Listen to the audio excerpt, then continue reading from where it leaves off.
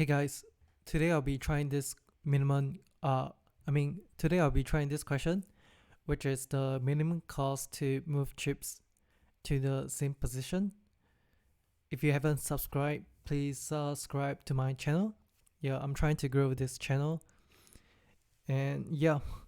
Okay, so for this is something that's very interesting.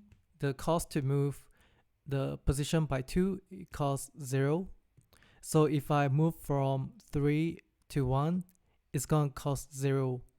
If I move from 3 to 2, it's going to cost 1.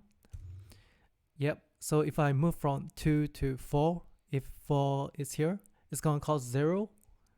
And if I move from 2 to 3, it's going to cost 1. So you get the idea. The trick here is to create a integer, even, as a counter, and odd. So even and odd is gonna be 0. And we just want to loop through the position.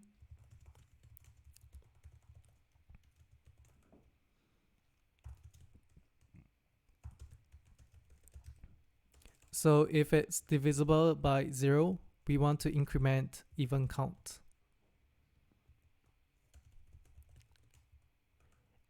Else, and return the minimum.